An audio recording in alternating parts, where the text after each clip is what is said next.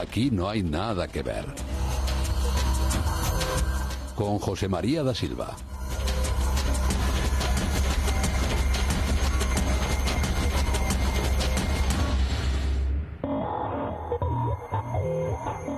Bienvenidos a Aquí no hay nada que ver, donde la crónica negra es el protagonista.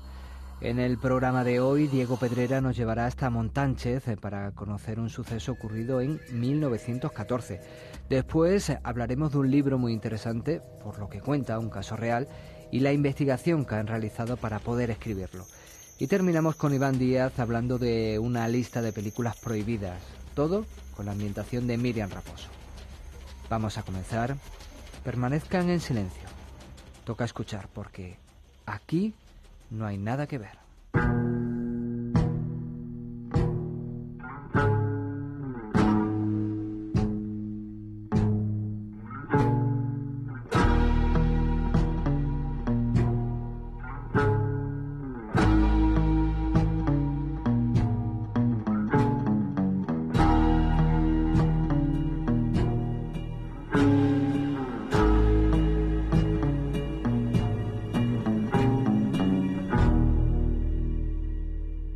Diego Pedrera, ¿qué tal? Bienvenido.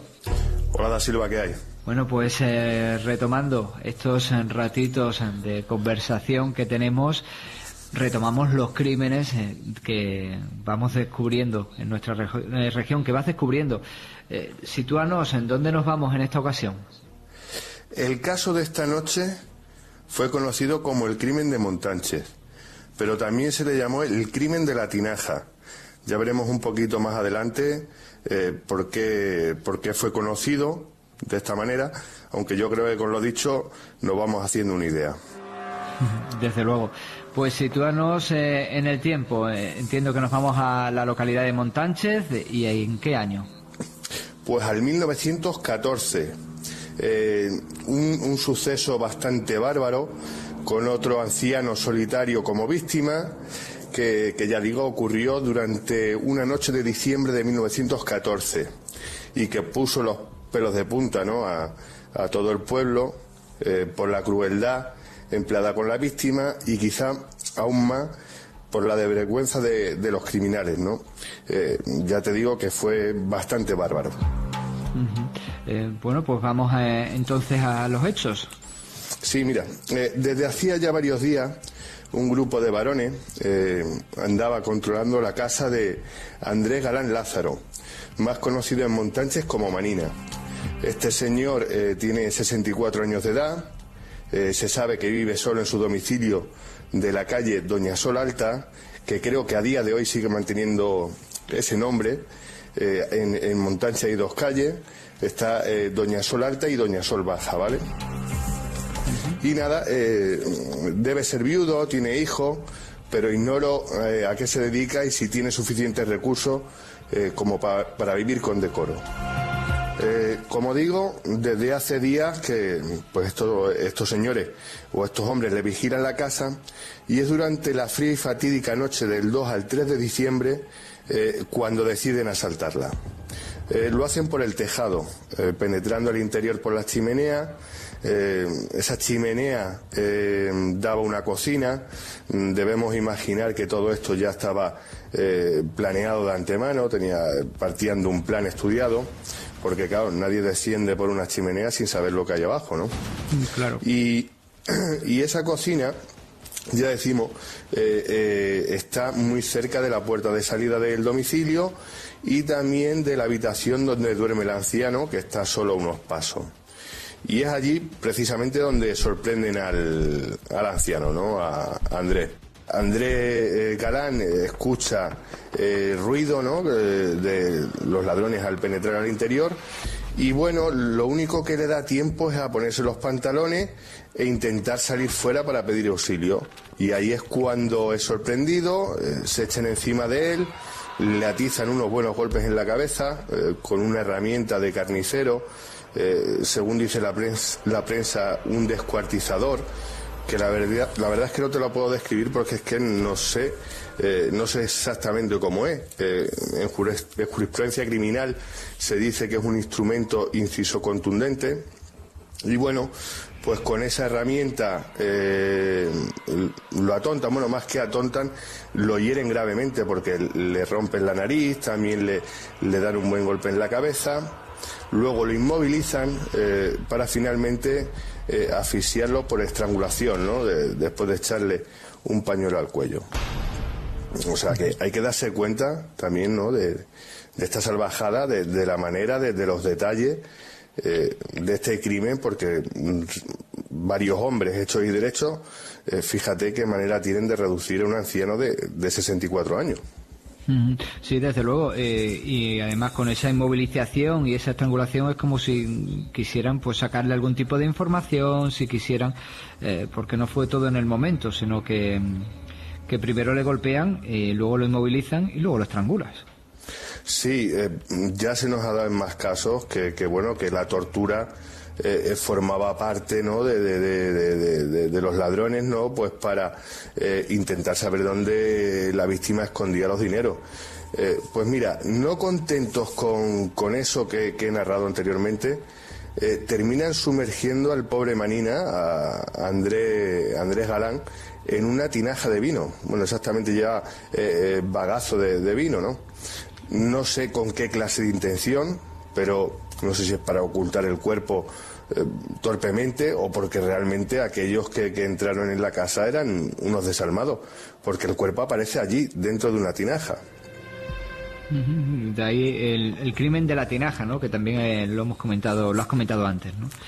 Sí, hay una película, El nombre de la rosa, que hay una escena también que a mí, estudiando el caso, pues me vino a la mente, ¿no?, de uno de los hermanos de esa abadía, aparece de la misma manera, así sumergido en una tinaja. Y no sé, se me vino a la cabeza. Sí, en una tinaja de vino, sí, que había... Recuerdo esa escena. Bueno, aquí no estamos en un convento, en un monasterio, sino estamos en Montánchez. Sí, pues mira, se sabe que los criminales anduvieron por allí robando todo lo que pudieron y luego comieron y bebieron a costa del muerto, o sea, de Andrés Galán Lázaro, con una desfachatez increíble, hasta que abandonaron la casa antes de que despertase el pueblo de Montánchez. Y eso es lo que ocurre durante la fría noche de diciembre. Ya vemos que todo bastante despiadado. Cuando la noticia del crimen, con todos sus detalles, se conoce, pues el vecindario queda horrorizado.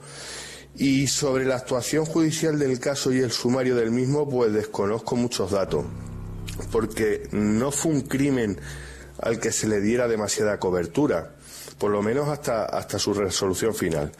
Se conoce que la Guardia Civil desde el principio enfiló a 4 sospechosos cuyas identidades son las siguientes: Juan Dientes, de profesión zapatero; Bonifacio Rosco Pulido, carnicero; Romualdo Martínez Ruzo, este también era carnicero; y por último Francisco Fragoso Méndez, este de oficio albañil.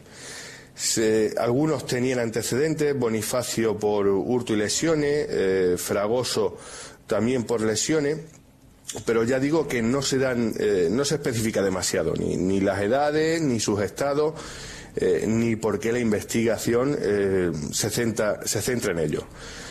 Yo creo que debe ser por una de las armas del delito, ¿no? Esa herramienta, ese descuartizador de carnicero que apareció en la escena del crimen, y bueno, de ahí que se tirara a por dos carniceros, ¿no? Profesión, por otra parte, que abunda mucho y que sigue presente en Montánchez, porque tiene una industria jamonera bastante importante. Sí, es verdad, y ya, bueno, pues quizá... Bueno, porque era lo más fácil o lo más sencillo por el arma del crimen, ¿no? Tirar hacia personas que se dedicaban o sabían de ese uso. Quizá, ya digo, por el arma del delito y quizá también por los antecedentes de al menos 2 de ellos, ¿no?, que yo conozca. Bueno, el proceso de sumario se acaba cerrándose con estas 4 personas acusadas de robo y homicidio y presentadas a la justicia. Y a partir de aquí, el crimen de Montánchez o el crimen de la tinaja, por su complejidad, pasará a ser conocido como la causa de Montánchez, que esto es una serie de juicios suspendidos, polémicas judiciales y también de movilizaciones en la calle, manifestaciones bastante serias que llegaron casi al borde del motín, ¿no? Como veremos más adelante. Porque, para empezar, durante el primer juicio fallido, ya que fue aplazado, ignoro la causa, fíjate, el fiscal, que no os olvidemos que es el que acusa, pide que se le conceda la libertad condicional de los 4 presuntos autores hasta nueva vista. Y esta decisión a mí personalmente me choca porque no es muy frecuente. No. Vamos. O sea, que el fiscal decida poner en libertad condicional a los 4 sospechosos, esto provocó pues un disgusto, provocó las iras del pueblo que acabaron manifestándose por las calles, ¿no? de Montánchez.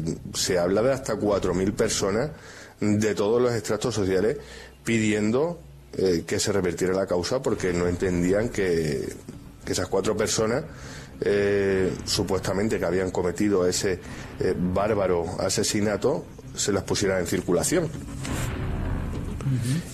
Y bueno, las autoridades, para que la sangre no llegase al río, porque se temían motines, también fueron destacados pues agentes de la Guardia Civil allí para contener un poco aquel descontento, pues las autoridades nombraron una comisión para revertir esa actuación fiscal, y los reos volvieron a ser puestos llevados a prisión hasta la nueva cita, que sucede a comienzos de febrero de 1917, que también se suspende porque Juan Dientes, el zapatero, uno de los acusados, muere en el penal de Santa María a los pocos días de declarar, que esto también tiene su aquel. O sea, vemos que aquí se va enrevesando un poco el caso. Vaya, o sea, uno de ellos muere en el penal poco después de declarar. Sí, o sea, tenía que declarar y antes de partir a Montánchez a declarar, pues muere. No sé la causa. No será hasta abril de ese mismo año, de ese 1917, cuando los 3 acusados restantes, recordemos Bonifacio Rosco, Romualdo Martín y Francisco Fragoso, sean condenados a muerte, a garrote, por el asesinato y robo de Andrés Galán Lázaro, el Manina, ¿no? Ocurrido 3 años atrás, o sea, recordemos, en el 1914. Y ya vemos, les cae la pena máxima. Sí, desde luego, la pena máxima, que, bueno, en otros casos ya siempre nos comentabas que generalmente se suele pedir, bueno, el indulto de esa pena máxima, no que salgan a la calle, sino de esa pena máxima al rey, y se le suele conceder. ¿Se le concedió a ellos o fueron ejecutados? Pues mira, como tú bien has dicho, ¿no? Pues a raíz de esa sentencia, pues hubo su correspondiente movilización social para que la pena fuera rebajada y los reos no muriesen ajusticiados. El propio pueblo de Montánchez, que se opuso firmemente a la libertad condicional que le otorgaba el fiscal durante el primer juicio, pues ahora pide el indulto para los 3 desgraciados. Y nada, se usaba mucho aquella frase de odia al delito, compadece al delincuente, ¿no? Porque, como vemos, durante esta época había mucha condena a muerte, pero luego también mucho indulto. A los tinajas, que es como se les conocía en la prensa a estos 3 condenados, pues finalmente fueron indultados el 24 de enero de 1918. Esta vez no fue coincidiendo con la Semana Santa, sino por la onomástica del rey, de Alfonso XIII, que bueno, que aquel día pues se levantó de buena y le salvó la vida, aparte de estas 3 personas, a 20 reos más que estaban ya esperando en capilla para ser ajusticiados. Y bueno, se les conmutó la pena de muerte por la inmediata, ¿no?, de cadena perpetua, que tampoco llegaron a cumplir íntegramente. ¿Qué pasó con ellos? ¿No la cumplieron? No, al menos que yo sepa, Francisco Fragoso Méndez, sé que acaba residiendo en la ciudad de Cáceres y que bueno, que tiene también alguna que otra cuenta pendiente con la justicia por trapicheos de carne, por una venta ilegal de cerdos robados en el 1930. Y si me imagino que este señor ya estaba en circulación, pues me imagino que los dos restantes pues pasaría lo mismo. Con lo cual, bueno, pues ahí termina pues este crimen de la tinaja, que quizás lo que más llama la atención es eso, ¿no? Que al final acabaron en la calle un poco antes y después, y bueno, esos juicios que se van estirando, que ya empezaban a aparecer esto en el siglo pasado, ¿no? Esas causas, esos juicios que se convierten en causas porque por una cosa o por otra se van estirando, y eso que antes los plazos no eran como los de ahora, que iban bastante más rápido que ahora, que muchos llegan a prescribir a día de hoy. Sí, pero las argucias legales de hoy en día ya existían hace 100 años y eso de que un juicio se suspendiera por indisposición de la defensa o por indisposición de un reo, o bueno, que ya pasaba.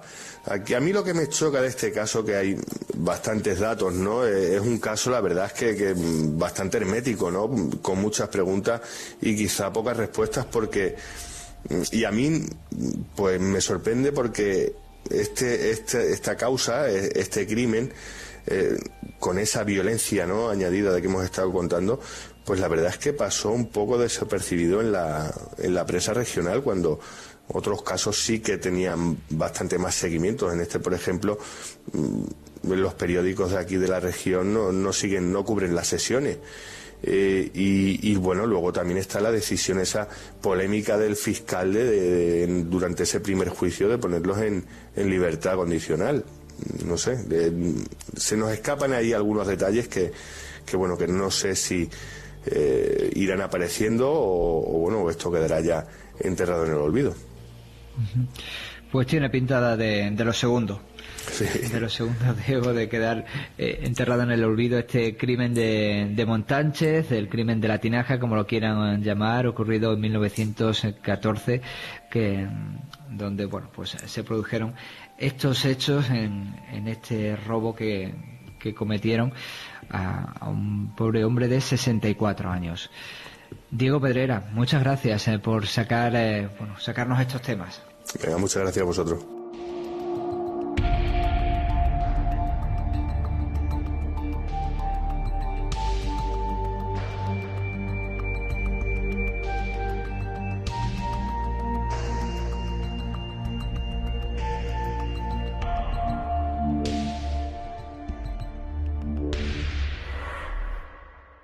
Uno del censo intentó hacerme una encuesta. Me comí su hígado, acompañado de habas y un buen Chianti.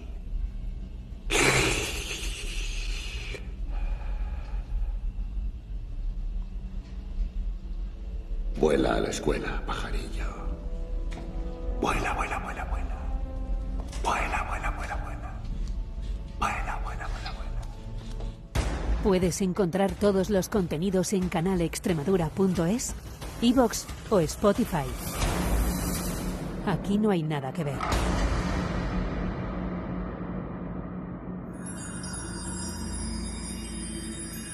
La madrugada del 2 de diciembre de 2001, el cuerpo de Elena Juvany cayó al vacío desde lo alto de un edificio de Sabadell.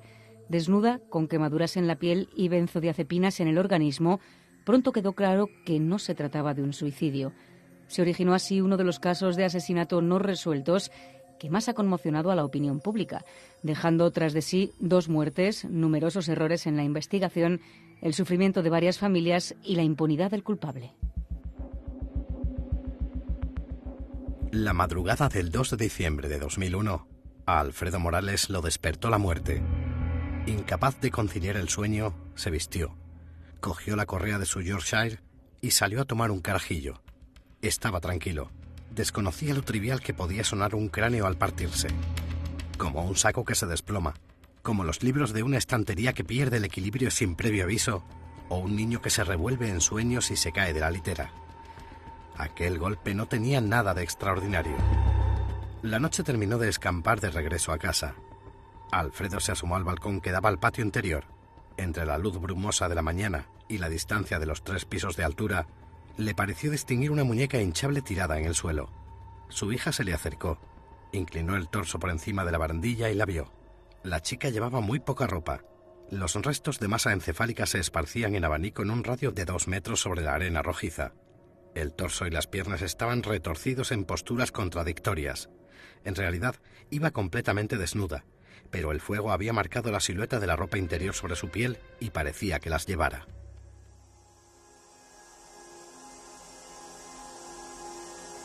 Yago García es graduado en periodismo y máster en periodismo literario por la Universidad Autónoma de Barcelona.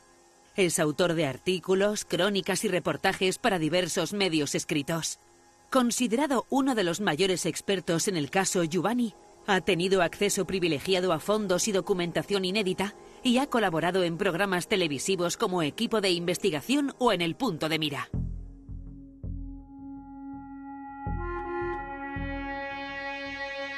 Yago García, ¿qué tal? Bienvenido. Hola, buenas tardes. ¿Cómo llega a vosotros esta historia? Mira, pues llega de casualidad porque nosotros, Ana Prats y yo, estábamos acabando la carrera de periodismo en la Universidad Autónoma de Barcelona y nos encontramos con una historia de pura casualidad cuando estábamos buscando un tema para escribir nuestro trabajo final de grado. De hecho, nosotros ya teníamos muy claro que íbamos encaminados hacia el periodismo literario y que era eso lo que nos interesaba. Buscábamos un tema para escribir nuestra sangre fría, digamos, y Ana se encontró con un artículo de Público que recogía 10 casos sin resolver en España, que todavía estaban sin resolver y que habían llevado de cabeza a los investigadores, y nos llamó la atención uno, que fue el de Elena Jubany. Este caso sucedió en 2001, y entonces, en 2016, nosotros no habíamos oído hablar nunca del caso de Elena Jubany, prácticamente nadie, realmente. Cuando empezamos a investigar, a nadie le suena el nombre, y lo que nos llama la atención es que Elena Jubany había estudiado periodismo en la Autónoma con nosotros, perdón, no con nosotros, sino en la misma facultad, unos 15, 20 años antes. Y claro, el hecho de que la hubieran matado de la manera como la habían matado, que el caso estuviera sin resolver y que nosotros nunca hubiéramos oído hablar de ella, es eso precisamente lo que nos llama la atención y hace que empecemos a tirar de un hilo que al principio es prácticamente inexistente. Porque vosotros ahí os encontráis con que Elena ha caído de una azotea y poco más en la investigación con una mujer en la cárcel. ¿Y qué tenéis para empezar a rascar? Claro, de hecho, al principio lo que tenemos son eso, como información de cosas así muy trágicas, ¿no? La muerte de Elena, esas circunstancias extrañas, las drogas que tenía en el cuerpo, las benzodiazepinas, que había recibido unos anónimos en casa. Enseguida leemos sobre Montse Careta, esta mujer que se suicidó en prisión acusada de haber cometido el crimen y que todo apuntaba que por lo menos ella sola no podía haberlo hecho. Pero nos encontramos con muy poca información porque en la prensa no había prácticamente nada. Lo poco que había en la prensa no era de fácil acceso en Internet, que las primeras búsquedas que hicimos eran a través de Internet, porque se había publicado muy poco y todo en prensa escrita de local. O sea, prensa de Mataró, que es de donde era Elena, de Manresa, que es de donde era Montse, y de Sabadell, que es donde ocurrió todo esto.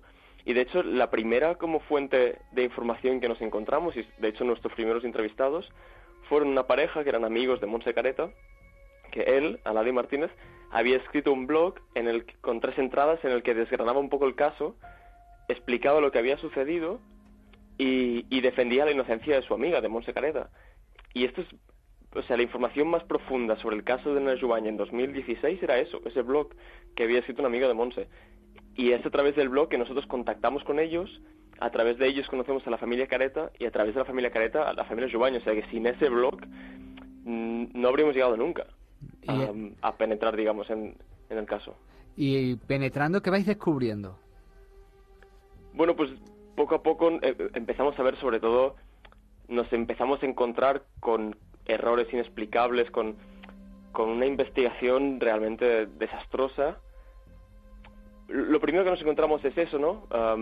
Errores de la investigación muy flagrantes, como que en la escena del crimen o el lugar que la policía da por supuesto que es la escena del crimen, pero no lo pueden confirmar porque no van a buscar ni restos de ADN ni huellas dactilares, nada. No se registran los pisos, no se investiga el ordenador de la víctima. Luego, por ejemplo, nos damos cuenta de que aparecen, o sea, cuando hacen el registro del piso de Montse después de detenerla, aparece una serie de pruebas incriminatorias que son como muy evidentes, pero claro, encuentran una caja de la misma droga con la que drogaron a Elena, unas cerillas que eran las mismas con las que le habían intentado quemar su cuerpo, pero claro, esto aparece 2 meses después del crimen en un caso en el que hubo premeditación, porque le enviaron unos anónimos meses antes del crimen, ¿no? Entonces es como inverosímil que si Montse mató a Elena y premeditó el crimen con tanto tiempo, que no se hubiera hecho las pruebas, ¿no? Y luego enseguida nos damos cuenta de que Santiago de la Iglesia, que era la pareja de Montse Careta, y que enseguida realmente te das cuenta, cualquiera que lo investiga, de que es el principal sospechoso, estuvo en el piso de Montse, el piso donde encuentran todas esas pruebas incriminatorias. Él estuvo en ese piso sin vigilancia durante 7 horas que pasan entre que detienen a Montse y que aparecen todas esas pruebas. Una cosa que es absurda y flagrante, y es algo que todo el mundo se echa las manos a la cabeza cuando lo lee o lo escucha. Pero fue así, o sea, nos encontramos con errores y, bueno, absurdidades de este tipo, y que se agravan sobre todo cuando el caso pasa a manos del juzgado, porque nos encontramos con un juez que, más que resolver el crimen, lo que quiere hacer desde el principio es sustentar sus primeras acusaciones y tirar millas sin importar, no como una política de tierra quemada, sin importar lo que quede atrás. Yo creo que le puede sonar a muchas personas en casos así similares donde hay veces que no continúa la investigación porque ya tenemos a alguien y lo que se dedican es el juzgado, el juez en ese momento es caso cerrado. A intentar encontrar las pruebas para cerrar el caso y continuar adelante, porque en los juzgados hay muchos temas, hay muchos asuntos y hay mucho trabajo que hacer, así que hay que seguir. Oye, en un libro como este, publicado por Ara Libres, ¿qué nos encontramos en el libro? Porque no es habitual un libro así. A ver, sobre el papel es un true crime, porque al final es el caso de un crimen real. Lo que pasa es que, o sea, esta diferencia que tú has percibido es primero por la naturaleza propia del crimen, porque es un crimen en el que yo no te puedo contar lo que pasó al final. O sea, no es una novela negra al uso en la que yo te voy dando unas pistas y al final el crimen se resuelve y tú lo has resuelto antes si has sido lo suficientemente perspicaz para juntar todas las pruebas, porque es una historia llena de agujeros, porque no tenemos ni motivo, ni aunque tenemos bastante claro quién fue el asesino, yo no puedo reconstruir la escena del crimen, porque no sabemos, o sea, hay un hueco de 2 días entre que Elena desaparece y que aparece su cuerpo muerto, que no sabemos lo que pasó. Lo que pasa es que lo que hemos hecho en realidad no es nada nuevo, porque sí que es un true crime, eso es ineludible prácticamente, ¿no? Porque es un crimen real y en ese sentido no hay más. Pero yo este libro no lo he escrito, digamos, desde la tradición del true crime, sino de la del periodismo literario. Entonces yo lo que he hecho es lo que hubiera hecho con cualquier otro tema, o sea, al escribir una historia de cualquier otro tema, fuera un crimen o fuera cualquier otra cosa. Y lo que he hecho es investigar, en el sentido de hacer entrevistas, de documentarme, entrevistar a expertos, investigar el sumario, pero el objetivo era explicar la historia, explicar esta tragedia que es doble, porque es la tragedia de una familia, la familia de Elena, que pierde a su hija, a su hermana, de una manera brutal y absurda, y la tragedia de la familia de Montse Careta, que fue acusada de matar a Elena. Ellos están convencidos de que ella no la mató, y ahí comienza una segunda tragedia y unos años de auténtica desidia y de silencio en la que las familias tienen que empujar el caso hacia adelante. Entonces lo que yo he hecho es, con todos los recursos estilísticos de la ficción, es decir, escribiendo el libro como si fuera una novela, pero sin inventarme nada, todo, digamos, fundamentado en lo que decía, entrevistas, en documentación, o sea, no hay ni un detalle inventado, pues escribir un libro, eso, que se lea como una novela. Y en ese sentido no es nada nuevo. O sea, hay toda una tradición que probablemente los referentes que más suenen son Truman Capote, los nuevos periodistas, pero esto viene de tan atrás como del realismo literario en novela, o las crónicas de Juan Martí en Cuba.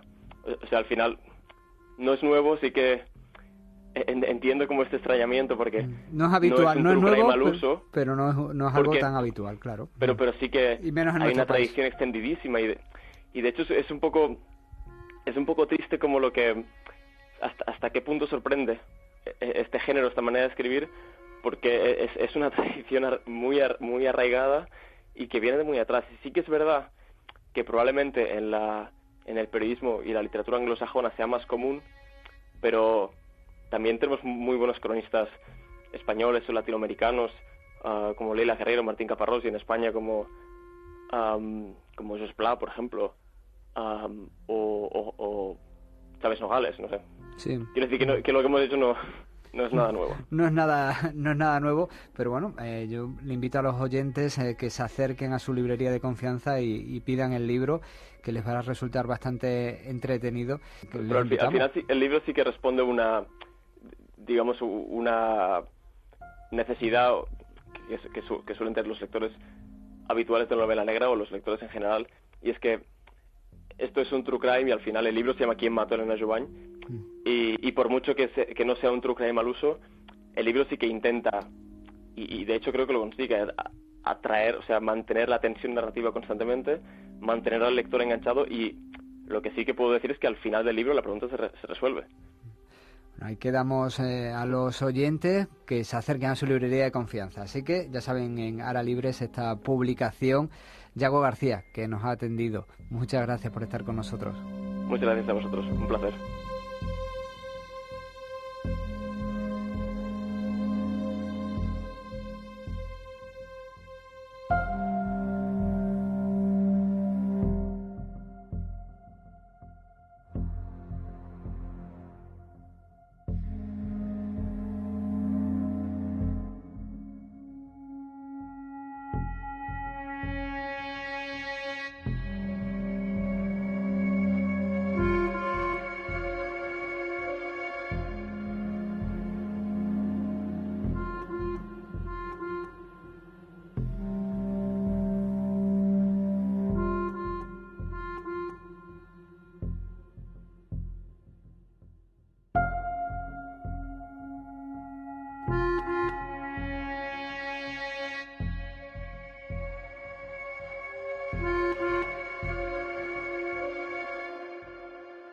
Crónica Negra.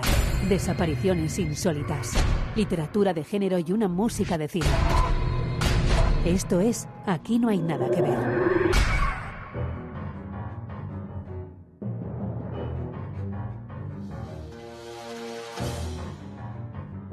Iván Díaz, ¿qué tal? Bienvenido. ¿Qué tal, Silvia? Muy buena. Seguimos hablando, un programa más de vídeos nasty, para que la gente que no los conozca. Estamos hablando de una lista de películas que salieron, pues generalmente llegaban a los videoclubs, iban siendo censuradas y no se podían ver en Inglaterra, ¿no? Sí, eran censuradas o directamente prohibidas para comercializarse en vídeo. Y de estas hay 72 películas que estamos aquí analizando, digamos, un poco más las más representativas o más famosas dentro del género de terror. Bueno, ¿con qué película de esta lista de vídeos prohibidos hablamos, comentamos hoy? Pues como ya hemos hablado de alguna película que inició otro subgénero, dentro del género de terror hay muchos subgéneros, afortunadamente, pues aquí vamos a hablar de otras dos películas, concretamente de que dieron lugar a un nuevo subgénero llamado Rape and Revenge, que literalmente es violación y venganza. Estas películas pues tratan de una violación a una chica, o normalmente a una chica, y pues su posterior venganza por haberle hecho lo que le han hecho, ¿no? Y digamos la película que dio origen, sin quererlo además, a este subgénero es La última casa a la izquierda, de 1972, dirigida y guionizada por el gran maestro del cine de terror Wes Craven. Con esta película comenzó ese subgénero, muy entiendo que a su pesar, ¿no?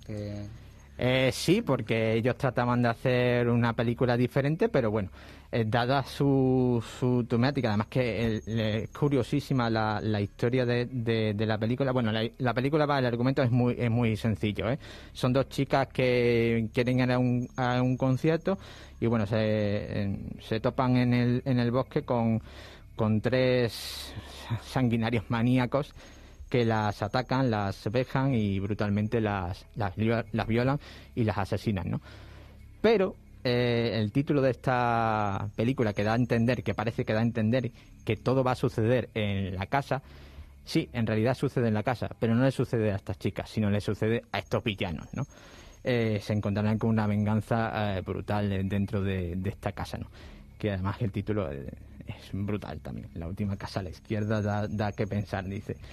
Y es curioso el origen de esta película. La distribuidora Hallmark, el Releasing, Hallmark, que hoy en día se dedica a hacer películas de sobremesa y con temática navideña y temática de amor, que por cierto en Amazon Prime Video, si quieren, puede ver muchísimas de estas películas de esta temática, y que bueno, también Hallmark hace felicitaciones de Navidad o de cumpleaños. Y si van a comprar algún sitio, alguna tarjeta, vean por detrás que pone Hallmark. Normalmente casi siempre pone Hallmark. O sea, esta productora en los años 70 encargó a Sean S. Cunningham, que es el productor, y si alguien no lo sabe, pues este señor es el director de Viernes 13, o sea, estamos hablando de todos de los grandes clásicos del cine de terror. Le encargó realizar una película de bajo presupuesto, tras el moderado éxito que tuvo dentro del cine underground de una película dirigida por Cunningham, que se llama Together, en el año 71, que con un estilo documental centrado en el sexo en Estados Unidos. O sea, estábamos hablando fíjate de lo que pasamos de un extremo a otro, ¿no? Protagonizada por la después estrella porno Marilyn Chambers, ¿no? Pues le encargaron una película a Cunningham, pero como estaba un poco ocupado en esa época Cunningham, pues le pidió a su amigo Wes Craven, que se movía también por los mismos círculos y que trabajaba como montador para la American International Pictures, que es una agencia o una productora que en Estados Unidos se movía por aquella época dentro de los cines más underground y dentro digamos del cine de porno o otros tipos de cine más de bajísimo presupuesto, y que apadrinó y dijo, bueno, yo no la voy a poder dirigir, pero la quiero apadrinar. Y entonces pues él le pidió que escribiera un guión y que la dirigiese, ¿no?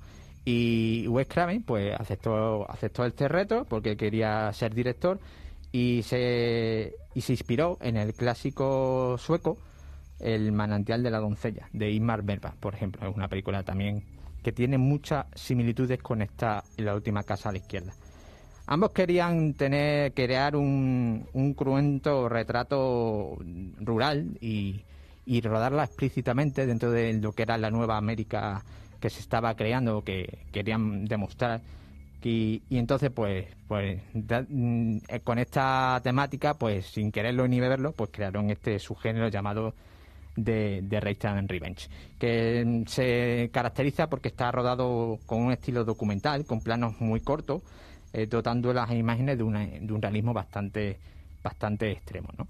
Entonces crearon es una película dura, todo hay que decirlo. En la parte, aunque tiene ciertas escenas que son un poco estúpidas, porque aparecen dos policías que los tratan como una especie de tontos, o son directamente tontos, los retratan como vamos, unos paletos policías de la América profunda.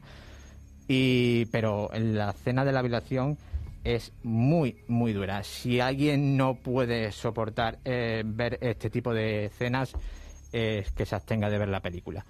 Pero bueno, como gran impulsora de este subgénero, luego hemos tenido bastantes más películas a lo largo de la historia, yo creo que una de las películas totem. Además, ver la primera película de Wes Craven, pues yo creo que merece la pena. Y bueno, data también un poco de lo que es el nuevo cine que se daba a principios en toda la década de los 70, que es un poco más transgresor. Veníamos de una época de cine de terror un poco más centrado en digamos, en las crisis nucleares, un poco más en los ovnis, algo así, en criaturas científicas. Más y cosas sobrenaturales, exacto. más... Sí. Y esto ya es otra cosa. Esto ya estamos hablando de gente que te puedes encontrar por la calle, que te puedes encontrar pasando un día estupendo y que están totalmente idos de la olla y te pueden hacer realmente cosas muy, muy desagradables, ¿no? Me suena que esta película se ha hecho alguna otra versión, aparte de la... Sí, hubo un remake el año 2009 que, bueno, no está mal, pero no llega a la crudeza y la brutalidad de la original, ¿no? Y bueno, por esta violación, esta misoginia, esta humillación hacia las mujeres, pues entró directamente en la videonasty, ¿no? O sea, si alguien tiene ganas de verla o le apetece, pero no sabe si va a poder soportarla, quizá que vea la versión del 2009. Sí, es más light, sí, por decirlo. Es más light, y si luego quiere más, ya puede ir a la original, que en Filmin, por ejemplo, estoy viendo que la podemos encontrar también. O sea, que empiece por una, porque como tú dices, esta sí es una película, porque hemos estado hablando estos días atrás que prácticamente, pues no... Quitando quizás la primera, la de ese repartidor de pizza, ese pizzero quizás que era un poco más desagradable las imágenes, las demás tampoco no dejan de ser cine de terror muy... Sí, no... Que quizás ya hemos visto, ¿no? Sí, un poco más que ya hemos visto en otras ocasiones, o que, bueno, son películas también un poco más famosas. Bueno, la censura siempre lo que tiene, que si algo no les gusta o no eso, pues lo que tiene. Yo siempre estoy a favor de no censurar absolutamente nada. El que quiera verla, que la vea. El que no, pues no la vea. Por eso yo aviso que si hay alguien que se siente un poco más o que le puede resultar desagradable porque haya vivido alguna experiencia parecida, pues que no la vea, porque lo va a pasar mal. Pues esto es La última casa a la izquierda, una película del año 1972 que entró en esta lista de vídeos nasty. Allí, por cierto, en Inglaterra la han podido ver, ¿cuándo? Pues en el año 72, que es cuando se hizo la BBFC, prohibió su estreno en cine, ni siquiera se produjo una edición a principios de los 80, ni en 1999, cuando el distribuidor se negó a editarla con cortes, pidió editarla, pero se negó a editarla con corte, aunque se había visto ya íntegra en varios festivales de terror dentro del Reino Unido. Finalmente, en el 2002 se aprobó con 31 segundos de censura y en 2009 ya por fin pudieron verla sin cortes. Bueno, pues ahí queda esa opción, que si a ustedes les suena el nombre del director, si han visto alguna película que les pueda interesar, porque él, por ejemplo, era de la saga de Scream y demás, y quieren saber cómo comenzó y tienen estómago para ello, pues ahí tienen esa opción. En 1972 dirigió La última casa a la izquierda. Se puede ver, se puede encontrar en Filmin, por ejemplo. Y por si acaso, lo que hemos comentado antes, si no están seguros, vean la versión del 2009, y si se animan, pues la de 1972, aunque como decimos es una película pues más complicada de ver, mucho más dura.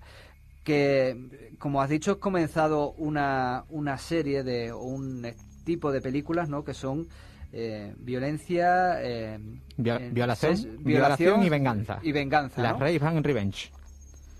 Empezaba con La última casa a la izquierda, ¿y con qué sigue? Pues siguió con varias películas de este subgénero y la película Totem, digamos, o la película en la que las visionastis consideran por su contenido violento y misógino contra las mujeres, esta película es la que era el prototipo de película videonasty que prohibida. Y estoy hablando de La violencia del sexo, que es como se llamó aquí en España, del año 78. Su título original es I Spit on Your Grave, que significa escupiré sobre tu tumba. Quizás ese título dice más. Sí, la verdad es que se le conoce más por este título en inglés. En inglés. Porque luego ha habido un remake del año, si no recuerdo mal... No recuerdo mal, espérate. No me acuerdo del título del remake del que estamos hablando, porque esta película es del año 78. Estamos hablando del 78. No recuerdo ahora mismo cuándo se hizo un remake, que aquí se llamó No escupiré sobre tu tumba. Además dirigida por el mismo director de la original, Meir Zarchi, que es un director israelí, aunque afincado en Estados Unidos. Y bueno, esta es reciente, es del año 2019. 2019, exacto, es verdad. Bastante reciente. No, el remake es de 2010. Sí, lo acabo de ver. Es una secuela original, la de 2019. Que la dirige. Pero el remake, digamos, es de 2010. Además tuvo 2 secuelas más. Creo que se pueden ver por Amazon Prime ahora mismo. Todas las secuelas. ¿Es una película con escenas tan duras como La última casa a la izquierda? Bastante más. De hecho, tiene la violación más larga de la historia del cine. 25 minutos cortada en muchas ediciones. Y bueno, la historia trata de una chica, una escritora de Nueva York, que va a pasar un fin de semana, va a escribir su nuevo libro al campo, se va a una casita al campo, y bueno, allí se topa con unos rednecks, unos pueblerinos de estos de la América profunda, que como la ven sola, pues nada, deciden violarla, humillarla y casi matarla en grupo. Ellos piensan que está muerta, pero no está muerta, y ella decide cobrarse merecida venganza.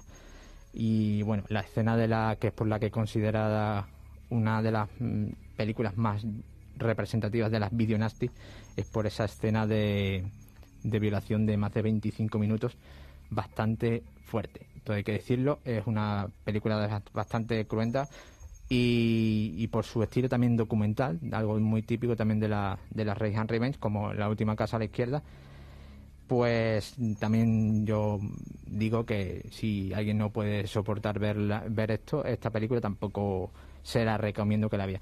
El remake también es bastante desagradable, ¿eh? Es un remake bastante potente, a pesar de ser un poco más actual. Pero bueno, la original es bastante brutal y bueno, no llega al digamos digamos cinematográficamente hablando al nivel de La última casa a la izquierda, pero bueno, está considerada también una de las películas fetiche de este subgénero. Uh-huh. Aquí tampoco recomendamos entonces ver las más recientes porque son iguales de duras, ¿no? Sí, son bastante duras. Yo en el remake a mí me gustó, pero también es durillo. Más se nota que más ficción, se nota más que, bueno, no te lo crees, o estás viendo, pero bueno, lo pasas mal. Pero es que la original le han dado su tono y su fotografía y su poco presupuesto, tengo que decirlo, pues se nota más real. Entonces mucho más dura, ¿no? Mucho más dura. Entonces yo también recomiendo que quiere verla, pues puede verla perfectamente. Pero si alguien pues ha pasado por algún tipo de situación parecida, pues yo no recomiendo verla. Bueno, y aunque no la hayas pasado, si tu estómago no lo permite y no te apetece pasar, pues no. Claro, no, y no te apetece, en definitiva pasas un mal rato. Este tipo de cine, el cine de terror, muchas veces pasas un mal rato. Así que si no queremos pasarlo, pues nada, que sepamos que existen estas películas, que existe el video nasty y que estas películas fueron prohibidas en Inglaterra. ¿Y esta cuándo se pudo ver? Pues en el 2001 la BBFC no la aprobó. La aprobó con 7 minutos censurables correspondientes a la violación. En el 2003 hubo una reedición con similar en duración, pero con encuadres diferentes de la violación, algo bastante raro, curioso. Simplemente a lo mejor pues grabaron ciertas escenas desde otro tono.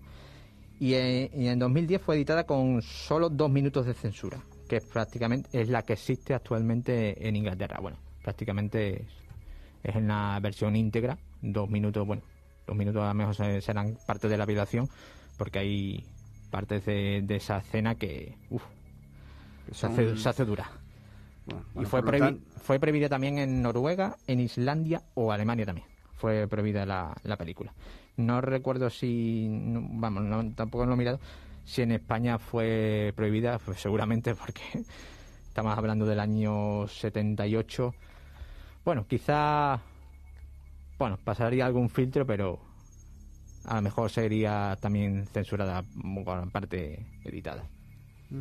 Bueno, ahí queda. Bueno, nosotros hacemos las comentamos. Si ustedes nos están escuchando y ya simplemente solo de escucharnos es suficiente, pues ya está. Simplemente que sepan que que existe este tipo de cine. La última casa a la izquierda, La violencia del sexo, son las películas de las que hemos hablado, o si la quieren buscar en inglés, Escupiré sobre tu tumba, esta película de 1978 que entraba en esas listas de los vídeos nasty. Con su banda sonora nos vamos, ¿no? Es o curioso. con la de La última casa a la izquierda. Nos vamos a ir con la de La última casa a la izquierda, que además está realizada por el actor principal de la película, David Hess, uno de los mayores iconos y villanos del cine de terror. Pero es curioso, La violencia del sexo no tiene banda sonora original, o sea, no tiene música, lo cual la hace un poco más aterradora. Eso te iba a decir, mucho más dura entonces. Bueno, ahí quedan. Nosotros la comentamos y ustedes ya deciden si quieren verla o no. Como decimos, este tipo de cine la podemos encontrar en Amazon Prime, muchas de ellas, y si no en Filmin las pueden encontrar si les apetece conocer un poquito más. Iván, muchas gracias. De nada, un placer. Nosotros nos vamos, ya saben que nos pueden encontrar en la aplicación de Canal Extremadura, en las diferentes plataformas como iVoox, como Spotify, como Apple, como iTunes, por ejemplo, nos pueden encontrar también. Bueno, pues en todos esos lugares aparecemos, solo tienen que poner nuestro nombre para buscarlo. Aquí no hay nada que ver.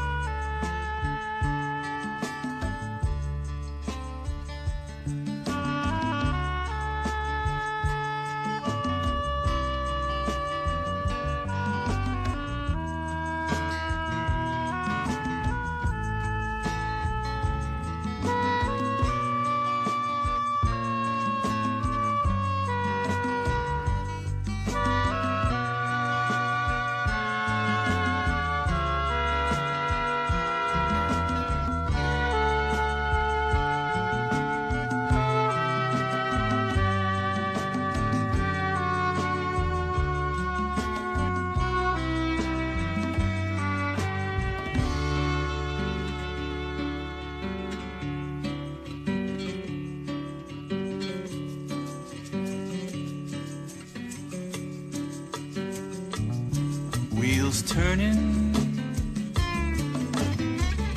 some of the leaves are turning brown, coming to gather you, gathering cherries off of the ground.